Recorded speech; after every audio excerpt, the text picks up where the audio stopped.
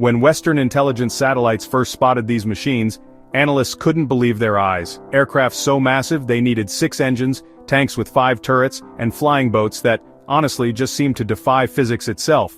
Today on Sci and Why, we're unveiling 10 Soviet engineering marvels so outrageous that the world thought they were propaganda hoaxes. These weren't just machines, they were statements of impossible ambition, each one pushing the boundaries of what engineering could achieve. From sky giants to land battleships, these Soviet creations didn't just challenge expectations, they shattered them completely. The Antonov An-225 Maria, the sky giant. The Antonov An-225 Maria was so massive it could carry 50 cars in its cargo hold, and it needed 6 engines just to get off the ground. The An-225 Maria, meaning dream in Ukrainian, was the largest aircraft ever built. Designed in the 1980s by the Antonov Design Bureau, this colossal cargo plane measured 275 feet long with a wingspan of 290 feet, longer than a football field. Originally created to transport the Soviet Buran space shuttle, the An-225 featured 6 Progress D-18T turbofan engines, producing over 300,000 pounds of combined thrust. Its cargo hold stretched 142 feet long, 21 feet wide, and 14 feet high, spacious enough to transport entire locomotives or wind turbine blades. The aircraft's 32-wheel landing gear system distributed its maximum takeoff weight of 640 tons across multiple contact points. Only one An-225 was ever completed, making its maiden flight on December 21, 1988. The aircraft set 110 world records simultaneously during a single flight in 1989, including heaviest aircraft ever built and largest wingspan of any operational aircraft. After the Soviet space program ended, the Maria found new life hauling oversized cargo for commercial clients, becoming a global sensation wherever it landed. Tragically, this unique aircraft was destroyed during the 2022 Russian invasion of Ukraine at Antonov Airport, though plans exist to rebuild it using parts from the second incomplete airframe. The T-35 heavy tank, the land battleship. The T-35 was the only 5-turreted tank ever mass-produced, requiring a crew of 10 soldiers to operate its multiple weapons systems simultaneously. The Soviet T-35 heavy tank represented the ultimate expression of interwar multi-turret design philosophy. Measuring 31 feet long and weighing up to 55 tons, this land battleship featured 5 turrets armed with 176mm cannon, 2 45mm guns, and up to 7 machine guns. The main turret housed the primary 76.2mm KT-28 cannon with 360-degree rotation, while 4 smaller turrets provided overlapping fields of fire. Its massive size required a crew of 10 soldiers, including a commander, driver, radio operator, and multiple gunners. The T-35's complex design created internal cramping, with fighting compartments separated from each other and some turrets blocking entrance hatches. Powered by a 500-horsepower Mikulin M17M engine, the tank achieved a maximum speed of only 19 miles per hour due to its enormous weight. Between 1934 and 1939, only 59 production models were built at the Kharkov locomotive plant. The T-35 served primarily as a propaganda tool, participating in Red Square parades to demonstrate Soviet military might. During World War II, most T-35 tanks were lost due to mechanical failures rather than enemy action, proving that complexity doesn't always equal effectiveness. Despite its impressive appearance, the T-35 demonstrated the limitations of multi-turret tank design, leading to simpler, more reliable designs. The Lund-class Ekranoplan, the flying warship. The Lund-class Ekranoplan was the only ground-effect vehicle ever deployed as an operational warship, flying just 13 feet above the water at 342 miles per hour. The Lund-class Ekranoplan represented a revolutionary fusion of aircraft and naval vessel technologies. Designed by Rostislav Alexeyev in 1975, this massive ground-effect vehicle measured 242 feet long with a 144-foot wingspan, weighing over 380 tons. The Lund operated using ground effect, a phenomenon where air compressed between wings and water surface creates a high-pressure cushion for lift. This allowed the craft to fly at altitudes of just 13 feet above water, while achieving speeds up to 342 miles per hour. Armed with 6 P-270 Mosquet anti-ship missiles, The Loon served as a high-speed missile platform for the Soviet Caspian Flotilla from 1987 to the late 1990s. The International Maritime Organization classified ekranoplans as maritime ships, rather than aircraft, due to their unique operating characteristics. The Loon's military advantage lay in its ability to avoid underwater torpedoes like surface ships, while flying too low for radar detection like conventional aircraft. Only one Lun-class ekranoplan was completed before the Soviet Union's collapse ended the program. The surviving vehicle now sits preserved on the Caspian coast in Dagestan, Russia, serving as a monument to Soviet engineering ambition. Despite its innovative design, the Loon's operational limitations, including rough sea restrictions and saltwater corrosion, prevented widespread deployment. The Buran Space Shuttle, the Soviet space plane. The Buran Space Shuttle completed a fully automated orbital flight and landing in 1988, something NASA's space shuttle was never designed to do. The Buran spacecraft represented the Soviet Union's ambitious response to America's space shuttle program. Development began in 1974 with over 1,000 companies across the Soviet Union contributing to construction. Unlike NASA's shuttle, Buran launched aboard the expendable Energia rocket, with main engines remaining on the booster rather than the orbiter. The spacecraft measured similar to the American shuttle, but featured crucial differences in design and capability. Buran's most remarkable achievement was its fully automated flight capability. The spacecraft could launch, orbit, and land without human intervention. On November 15, 1988, Buran completed its only spaceflight, orbiting Earth twice in 208 minutes before executing a perfect automated landing.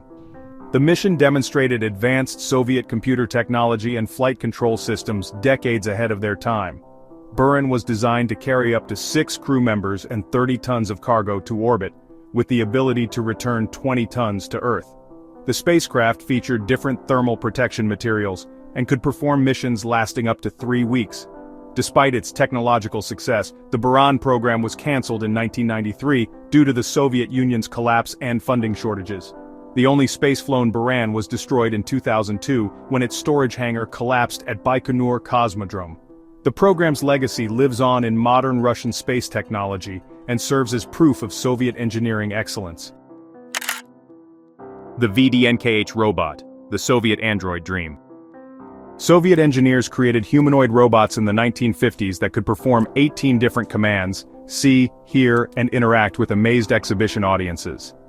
The VDNKH robot represented the Soviet Union's early venture into humanoid robotics and technological showmanship.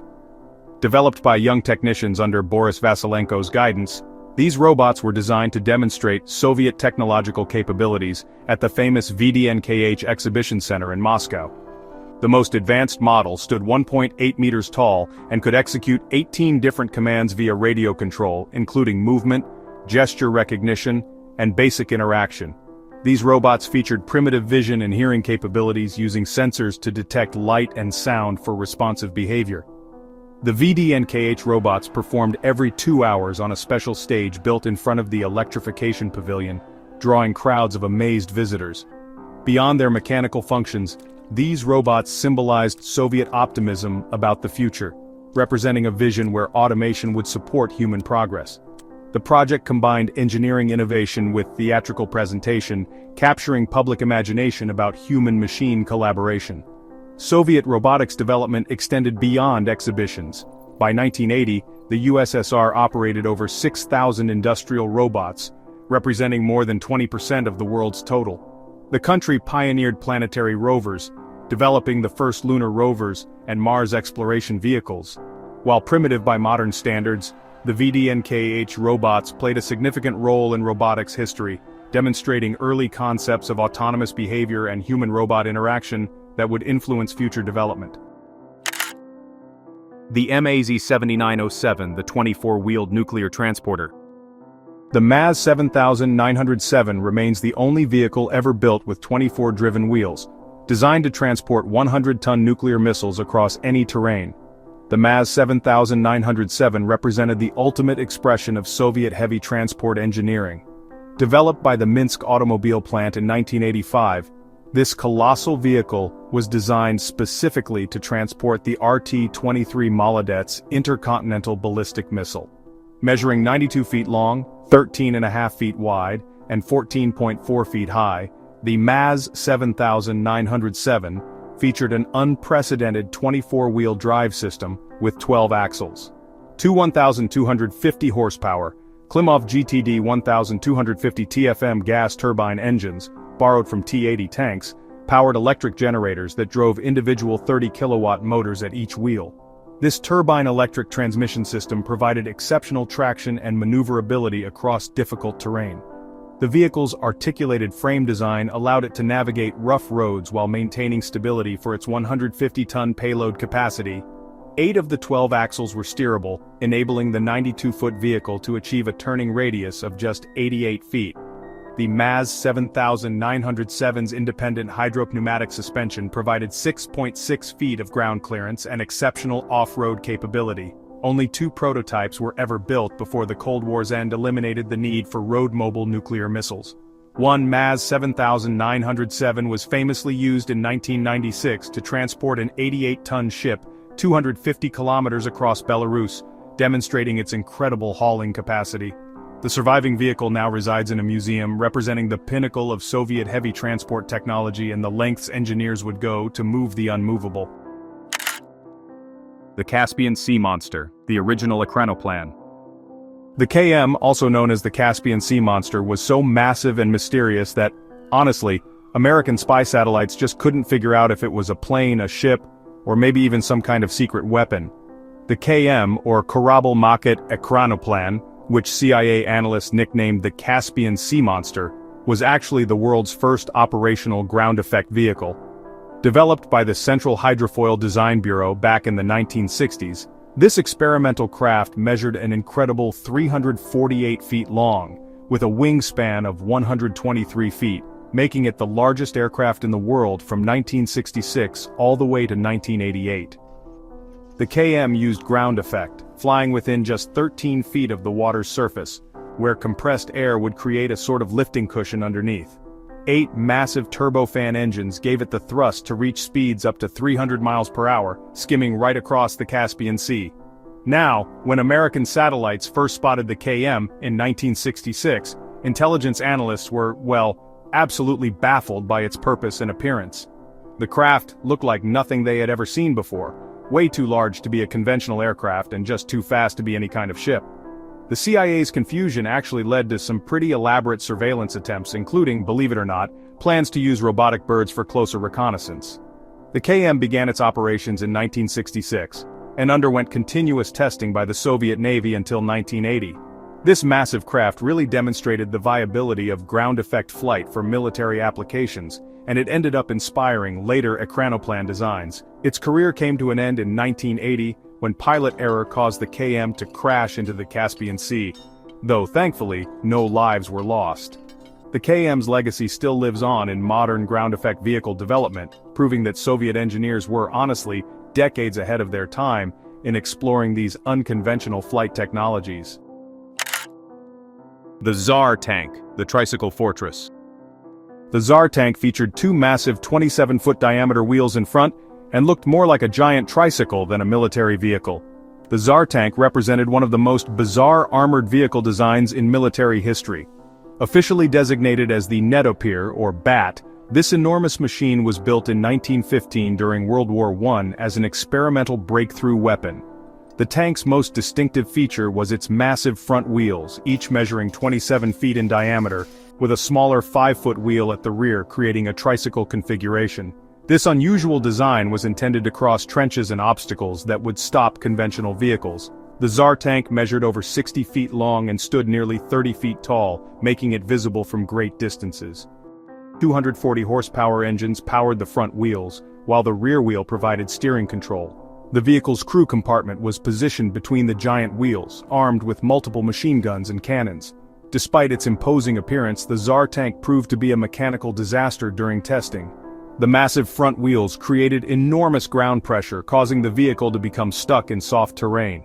The rear wheel was too small to provide adequate support, causing the tank to tip backward when climbing obstacles. After several failed tests, the project was abandoned in 1915, and the prototype was left to rust in the Russian countryside. The Tsar tank's failure demonstrated that bigger isn't always better in military engineering, though its audacious design continues to fascinate military historians and engineers today. The MiL V-12 Homer, the flying praying mantis. The MiL V-12 helicopter was so enormous it needed 6 crew members, including an electrician, just to keep it airborne, and it still holds the world helicopter lifting record. The MiL V-12, nicknamed Homer, represented the ultimate expression of Soviet helicopter engineering. Unveiled by the MiL Moscow helicopter plant in 1968, this colossal rotorcraft measured 67 meters from rotor tip to rotor tip, making it the largest helicopter ever built. The aircraft's distinctive appearance, resembling a praying mantis in permanent threat display, reflected its ominous purpose, transporting intercontinental nuclear missiles to launch sites. 4 massive turboshaft engines powered the V-12's twin rotor systems, requiring a crew of 6, including an electrician, to manage the complex electrical systems. In 1969, a brave test crew achieved an unbreakable world record by lifting a 40,000-kilogram payload to an altitude of 2.25 kilometers. The helicopter's side-by-side rotor configuration eliminated the need for a tail rotor while providing exceptional lifting capacity. Despite its impressive capabilities, the MiL V-12 became obsolete before entering service due to the development of mobile missile launchers. The strategic shift toward road-mobile nuclear missiles eliminated the need for helicopter transport, making the V-12 redundant. Only 2 prototypes were ever built before the program ended in 1974. One surviving aircraft is preserved at the Central Air Force Museum near Moscow, where visitors can witness this engineering marvel firsthand. The MiL V-12's legacy demonstrates Soviet willingness to push engineering boundaries regardless of practical limitations, creating machines that existed at the very edge of possibility. The screw-propelled vehicle, the all-terrain spiral. Soviet engineers created vehicles that moved using giant rotating screws instead of wheels, capable of traveling through snow, swamps, and even water. The Soviet screw-propelled vehicle represented one of the most unusual transportation solutions ever devised. These vehicles, known as Archimedes screw vehicles, used large helical screws instead of conventional wheels or tracks for propulsion. The rotating screws could grip virtually any surface: snow, mud, sand, or even water, providing unmatched all-terrain capability.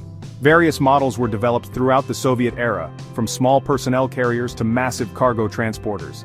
The screw's helical design allowed the vehicles to literally swim through soft terrain that would trap wheeled or tracked vehicles. Some variants featured multiple screws arranged in parallel, providing redundancy and improved stability. The vehicles could traverse frozen rivers, deep snow, marshlands, and even open water with equal ease. Soviet engineers experimented with different screw configurations, including variable pitch screws that could adjust their grip based on terrain conditions. These vehicles found applications in Arctic exploration, military logistics, and remote area transportation, where conventional vehicles failed. The screw-propelled design proved particularly valuable in Siberian conditions, where extreme cold and varied terrain challenged traditional transportation methods. While never mass-produced, these vehicles demonstrated Soviet engineering creativity in solving unique transportation challenges. Modern versions of screw-propelled vehicles continue to be used in specialized applications, proving that sometimes the most unusual solutions are the most effective for extreme conditions. From flying battleships that skimmed the seas to tanks with 5 turrets and helicopters that could lift entire buildings, these Soviet machines pushed engineering to its absolute limits. Each creation represented bold thinking that refused to accept impossible as an answer. If you're amazed by these incredible engineering marvels and want to explore more mind-bending Soviet innovations, smash that like button, share your favorite machine in the comments, and subscribe to Sci and Y for more journeys into the world's most extraordinary technologies. Thanks for watching. Keep dreaming big. When NASA's computers started receiving impossible data from the edge of our solar system, scientists couldn't believe what they were seeing. After 47 years of silent travel through the cosmic void, Voyager 1 has transmitted discoveries that challenge everything we thought we knew about interstellar space. Today, on Sci and Y, we're unveiling the shocking revelations that have left astronomers questioning the very nature of our universe. From mysterious humming sounds to unexplained cosmic phenomena, these findings will change how we view our place in the galaxy forever. the impossible mission that defied all odds. Voyager 1 was designed to last just 5 years, yet it's still transmitting data after nearly half a century, making it humanity's most successful space mission ever. In 1977, NASA launched what seemed like a routine planetary exploration mission. Voyager 1 and its twin, Voyager 2, were built using 1970s technology with computer systems containing just 70 kilobytes of memory, less than a single smartphone photo today. Originally designed to study Jupiter and Saturn during a rare planetary alignment, these spacecraft were expected to go silent by 1982. Instead, they embarked on humanity's greatest journey into the unknown. The mission capitalized on a once-in-176-year gravitational alignment that allowed the spacecraft to use planetary gravity as cosmic slingshots, accelerating them toward the outer solar system. What began as a 5-year mission has become a 47-year odyssey that redefined our understanding of space. Today, Voyager 1 travels at 38,000 miles per hour through interstellar space, sending back data from regions no human-made object has ever explored.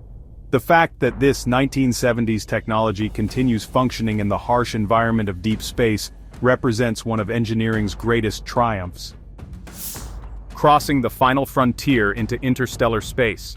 On August 25, 2012, Voyager 1 became the first human-made object to leave our solar system, entering a realm where the sun's influence ends and true interstellar space begins.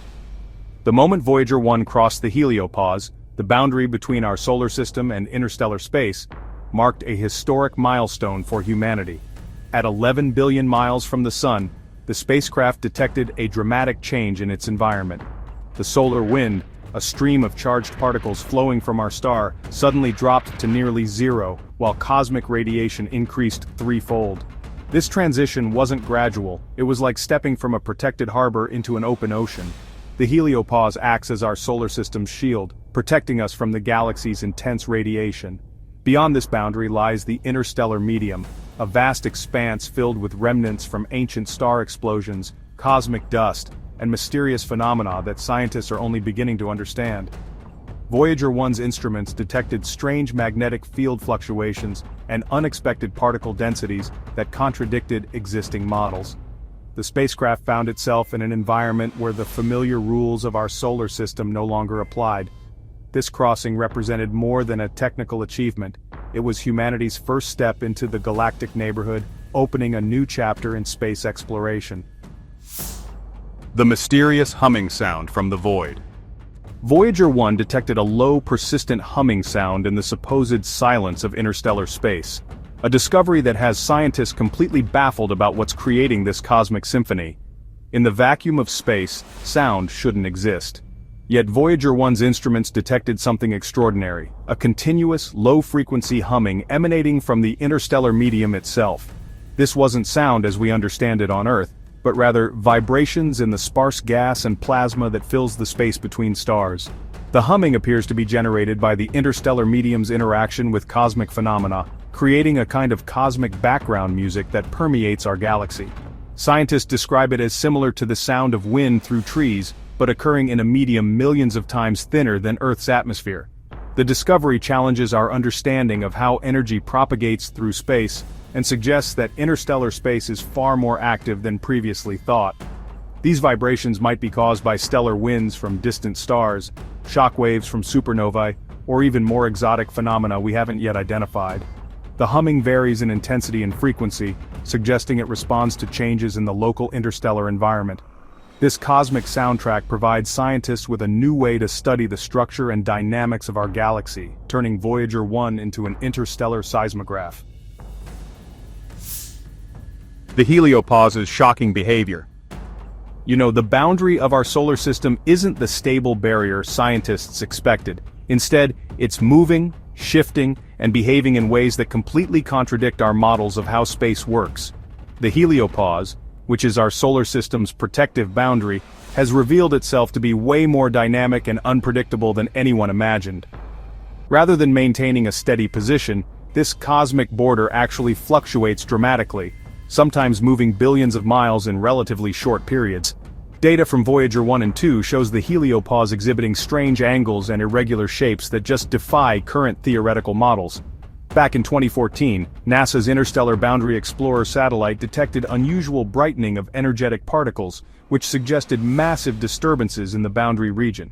These irregularities simply don't match existing predictions about how the solar wind should interact with interstellar space.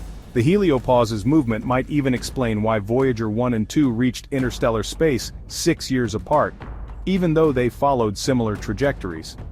Scientists have observed the boundary creating shock waves and turbulence that ripple through both the solar system and interstellar space. This dynamic behavior suggests our solar system is more like a living organism than a static structure, constantly responding to galactic forces we're only beginning to understand. The implications are pretty profound. If our solar system's boundary is this unstable, what does that mean for the protection it provides against cosmic radiation? Electronic confusion in the cosmic deep. So, in May 2023, Voyager 1 began transmitting garbled, incoherent data instead of scientific measurements, as if the spacecraft was suffering from electronic dementia in the depths of space. 46 years into its mission, Voyager 1 experienced what NASA engineers described as electronic aphasia. The spacecraft's attitude articulation and control system started sending random, meaningless data instead of coherent status reports. From Earth's perspective, it honestly looked like Voyager 1 was losing its ability to communicate effectively, much like how a person with aphasia struggles to form coherent sentences. The mystery deepened when engineers realized that, despite the garbled communications, Voyager 1's radio signal remained strong and stable, which meant the spacecraft was still functioning normally. Its scientific instruments just kept operating without any awareness of the communication problem, and the fault protection system, designed to put the spacecraft in safe mode during emergencies, never activated. After a lot of investigation, NASA discovered the problem. The control system had switched to a computer that had been dormant for years, basically trying to use obsolete hardware to process modern commands. The solution required sending precise instructions across 15 billion miles of space to reactivate the correct computer system. This incident really highlighted the incredible challenge of maintaining 1970s technology in the harsh environment of interstellar space, where cosmic radiation constantly bombards the spacecraft's electronic systems. Surviving the impossible, technology beyond its limits. Voyager 1's instruments should have frozen solid years ago when NASA turned off their heaters to save power, yet they continue functioning perfectly in temperatures that would destroy any other spacecraft. Honestly, the laws of physics suggest Voyager 1 should have died long ago. As the spacecraft's plutonium power source gradually decays, NASA has had to shut down non-essential systems to conserve energy. In 2019, engineers made the tough decision to turn off the heaters that keep the scientific instruments warm in the -270°F environment of space.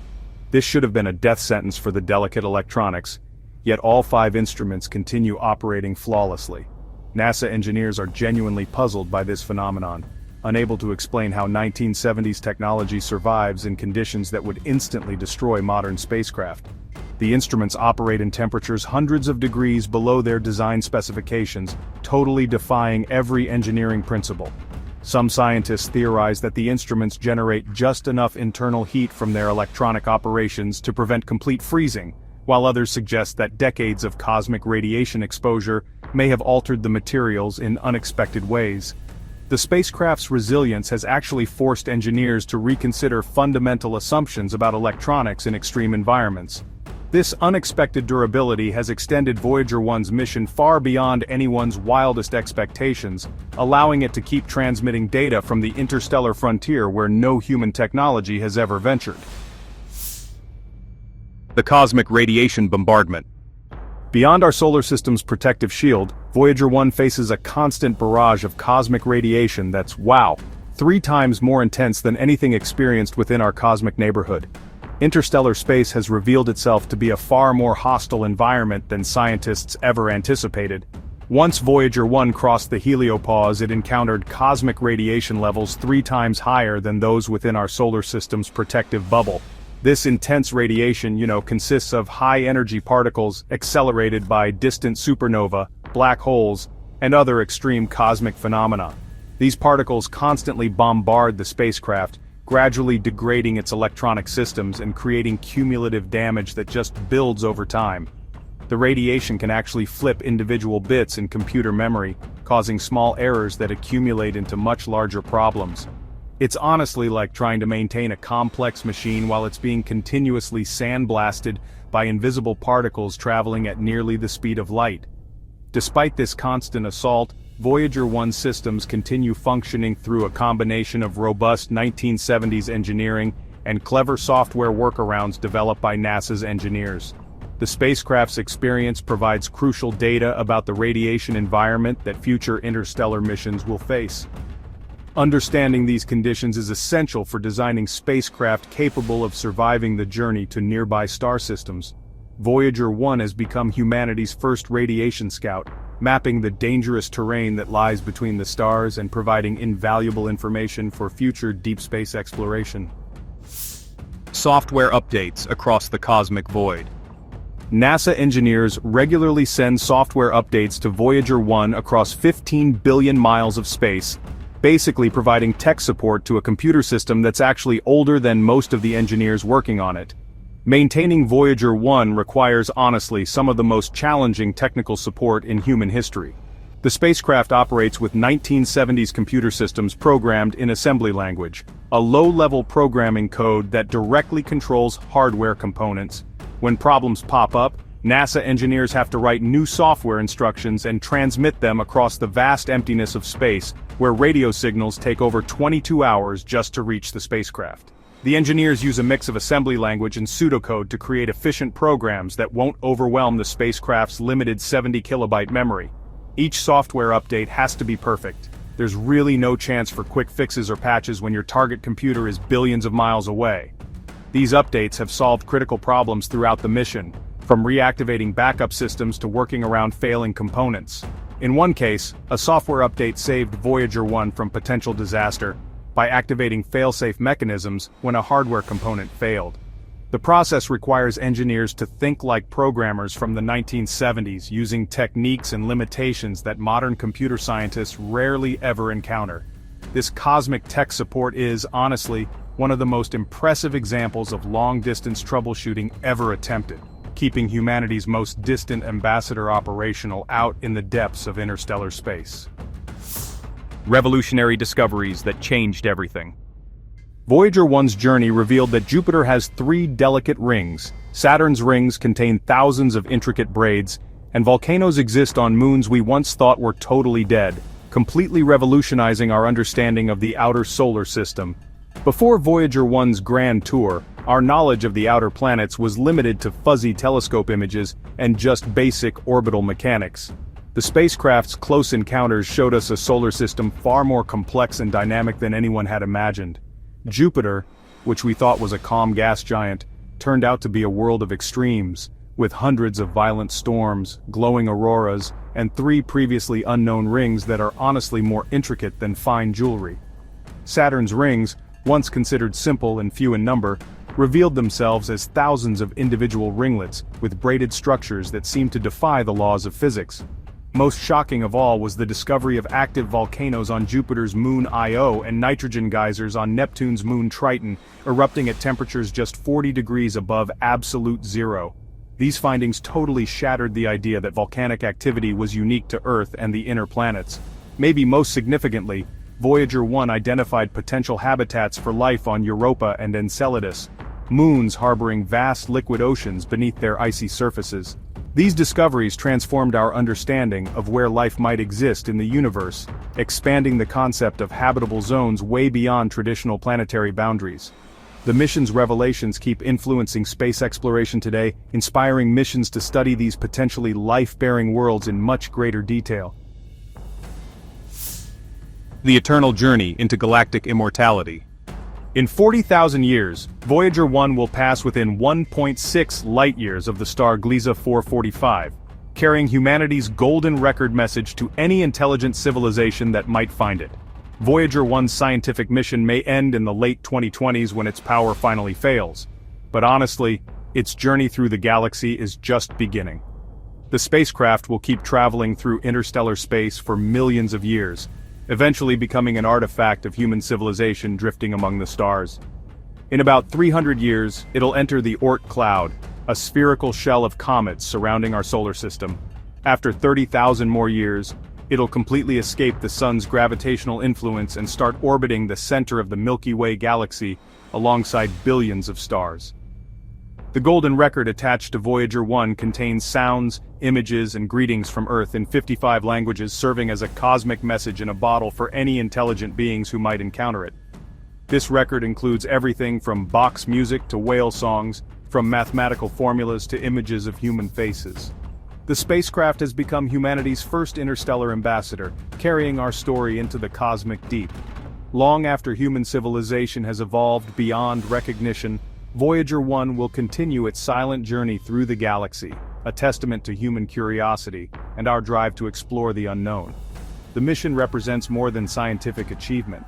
It really embodies humanity's eternal quest to understand our place in the universe and reach beyond the boundaries of our cosmic home. From mysterious cosmic humming to impossible electronic survival, Voyager 1's 47-year journey has shown that our universe is far stranger and more dynamic than we ever imagined. This brave little spacecraft keeps rewriting the textbooks of space science while carrying humanity's message to the stars. If you're fascinated by these incredible cosmic discoveries and want to explore more mind-bending space mysteries, go ahead and hit that like button, share your thoughts about Voyager's amazing journey in the comments, and subscribe to Sci and Y for more adventures into the unknown. Thanks for watching. Keep exploring the cosmos. When NASA's deep space sensors detected an unprecedented seismic pulse from the moon's core, renowned physicist Michio Kaku issued a stark warning that sent shockwaves through the scientific community. This mysterious signal, originating from deep within our celestial neighbor, challenges everything we thought we knew about the moon's geological state. Today on Sci and Y, we're unveiling the discovery that has top scientists on edge, and exploring why Kaku believes this could fundamentally change our understanding of the moon, and potentially impact Earth itself. The discovery that shook science. NASA's most sensitive instruments detected something impossible, a seismic pulse from the moon's core that shouldn't exist according to everything we know about lunar geology. The discovery began when NASA's Lunar Reconnaissance Orbiter and ground-based seismic monitoring stations detected an unusual signal emanating from deep within the moon's interior. Unlike the typical moonquakes recorded since the Apollo missions, this seismic activity originated from the lunar core itself, a region scientists believed had been geologically inactive for billions of years. The signal displayed characteristics that defied conventional understanding of how planetary cores behave in their final cooling stages. Dr. Renee Weber, from NASA's Marshall Space Flight Center, who leads lunar seismic research, described the readings as unprecedented in both their origin and intensity. The seismic pulse lasted several minutes and registered on multiple monitoring systems simultaneously, ruling out instrument error or external interference. What made this discovery particularly alarming was its timing, occurring just as NASA prepares to return humans to the moon through the Artemis program. The implications extend far beyond academic curiosity, potentially affecting the safety and feasibility of future lunar missions and permanent settlements. Michio Kaku's urgent warning. When one of the world's most respected physicists issues a public warning about lunar seismic activity, the scientific community takes notice. And Michio Kaku's message was unmistakable.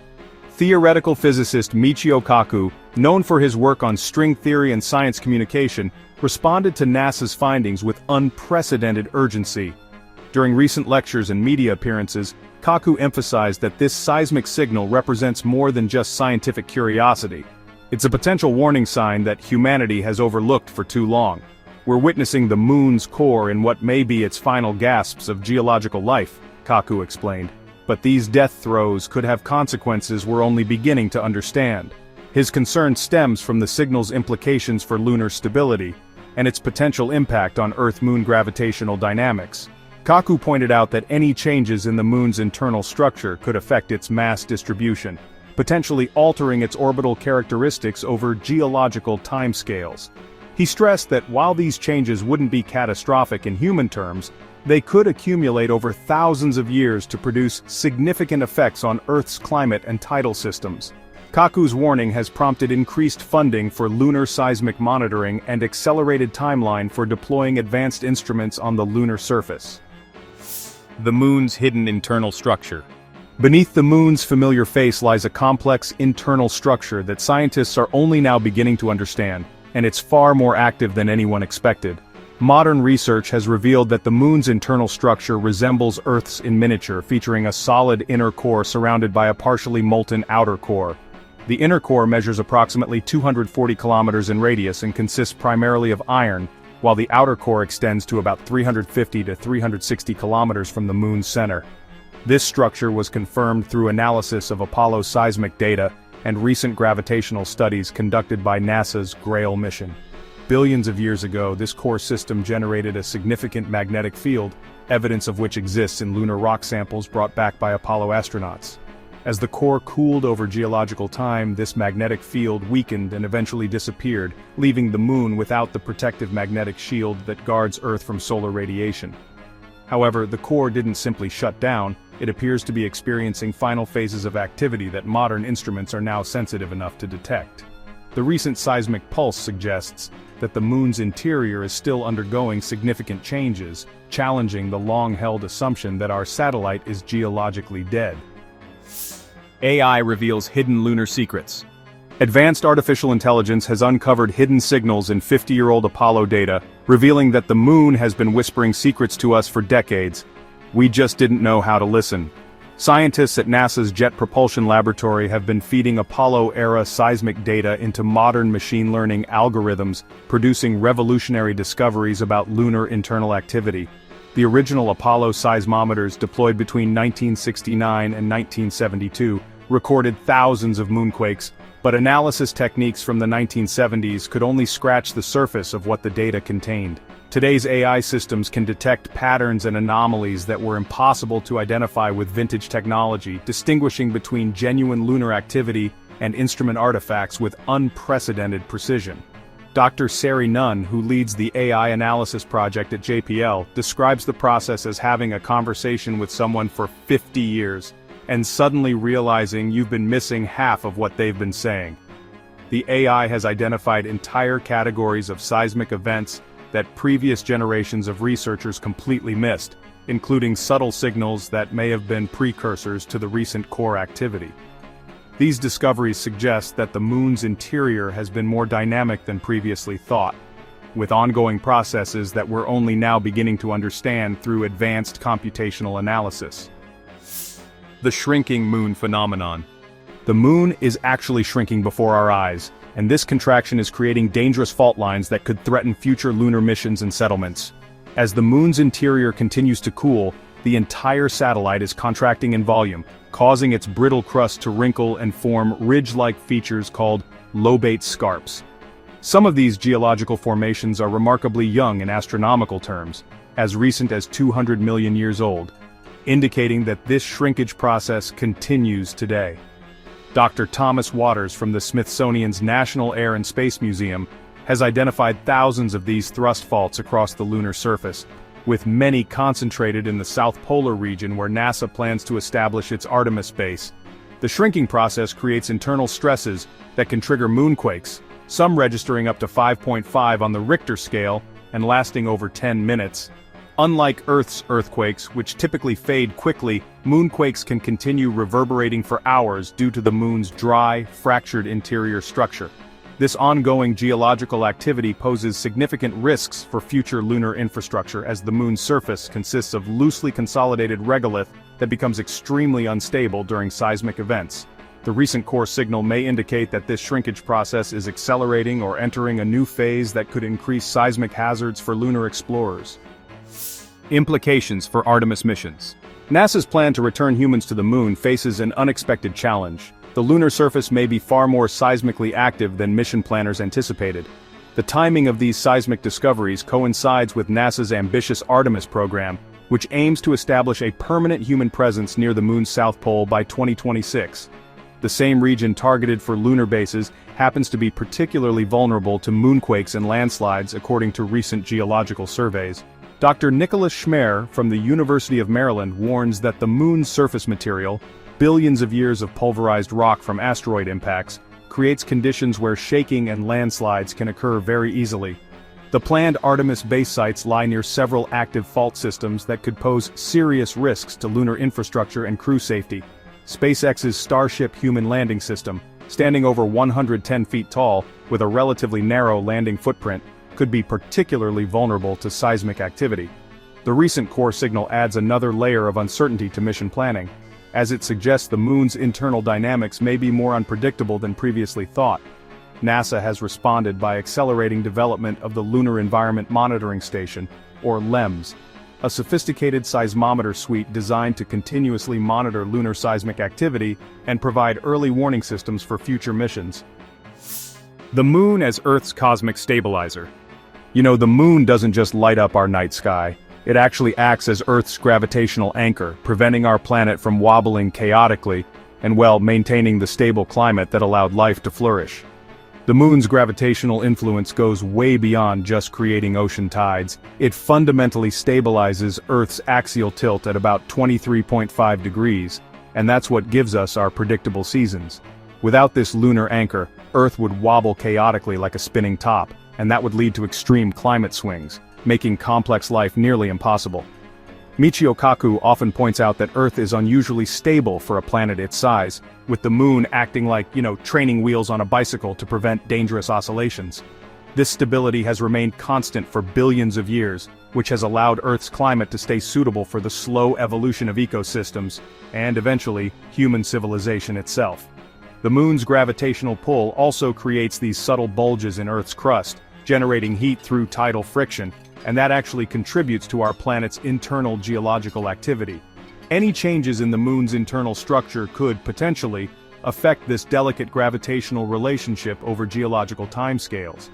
And the recent seismic activity suggests that the moon's mass distribution may be shifting as its core undergoes final solidification phases, which could have subtle but cumulative effects on Earth's long-term climate stability, especially through alterations in Milankovitch cycles. Advanced seismic monitoring technology. NASA's next-generation lunar seismometers are about 30 times more sensitive than the instruments used during the Apollo era, and they're designed to detect even the faintest tremors coming from the moon's dying core. Two revolutionary seismic monitoring systems are actually preparing for lunar deployment as part of NASA's push to really deepen our understanding of what's happening inside the moon. Now, the Farside Seismic Suite, or FSS, is scheduled for deployment around 2026. And that'll be the first time humans have ever placed seismometers on the far side of the moon. This will let scientists triangulate seismic sources with a level of precision we've simply never had before. These instruments are honestly exponentially more sensitive than the Apollo devices, capable of picking up tremors that would have been totally invisible to 1970s technology. Meanwhile, the Lunar Environment Monitoring Station, or LEMS, is set to establish continuous seismic monitoring near the South Pole, running for months or even years to capture rare events and build up a long-term picture of lunar seismic behavior. Dr. Mark Panning from JPL says these instruments might finally confirm whether the moon experiences slow quakes like Earth's slow slip events, those gradual energy releases that take days to play out, and could explain that mysterious core signal. Extended observation periods will be absolutely crucial for figuring out whether this recent seismic activity is just a one-off or part of a much bigger pattern in the moon's geological evolution. The lunar core's final chapter. We're living in a rare cosmic moment, witnessing the final geological gasps of a world that's about to become truly dead for the first time in 4.5 billion years. Michio Kaku often points out how incredibly lucky humanity is to exist at just the right moment to observe the moon's internal dynamics before they disappear forever. In another billion years or so, the moon's core will probably freeze solid, ending the geological story that started way back when the solar system was formed. This recent seismic pulse could be one of the last chapters in this 4.5 billion year narrative, which makes our current observations scientifically priceless. Seeing things from this angle really transforms lunar exploration from just curiosity into a sort of urgent scientific priority. We're not just studying a neighboring world, but actually capturing data during a period that will never come again. The moon is giving us a live demonstration of how small planetary bodies evolve and eventually go geologically quiet. These observations are helping scientists understand similar processes on countless other worlds, from Mars to distant exoplanets. And the lessons we learn from the moon's core evolution could be crucial for figuring out which worlds might be habitable and how their geological activity impacts their ability to support life over cosmic timescales. Preparing for an uncertain lunar future. As humanity gets ready to return to the moon after a 50-year break, we're realizing that our closest celestial neighbor still hides some pretty dangerous secrets beneath its familiar surface. The combination of renewed lunar exploration and these surprising seismic discoveries is creating both new opportunities and new challenges for future missions. NASA's Artemis program now has to factor in seismic risks that just weren't fully understood back in the Apollo days, and that means we need thorough geological surveys before we can set up any permanent bases. The recent core signal really adds some urgency to getting those advanced monitoring systems up and running, so we can have early warnings for any dangerous seismic activity. Future lunar settlements are going to need some seriously robust engineering to withstand moonquakes that could last for hours, and even trigger devastating landslides in all that loose regolith. But, these challenges also open up a once-in-a-lifetime opportunity to study planetary evolution as it happens. Michio Kaku's warning is both a heads-up and a call to action. We've got to approach lunar exploration with a lot more respect for the moon's geological complexity, while also seizing this unique window to understand the fundamental processes that shape worlds across the universe. The moon's core might be dying, but its last signals could unlock secrets that totally change our understanding of planetary science and help guide humanity as we move out into the cosmos. Michio Kaku's warning about the moon's core activity really reminds us that even our most familiar celestial neighbor can still surprise us with hidden complexities. As we get ready to return to the lunar surface, these seismic discoveries are going to shape the way we build, explore, and survive on the moon. If you're fascinated by these cosmic mysteries and want to stay updated on the latest space discoveries, go ahead and hit that like button, share your thoughts in the comments, and subscribe to Sci and Y for more mind-bending explorations of our universe. Thanks for watching, keep looking up.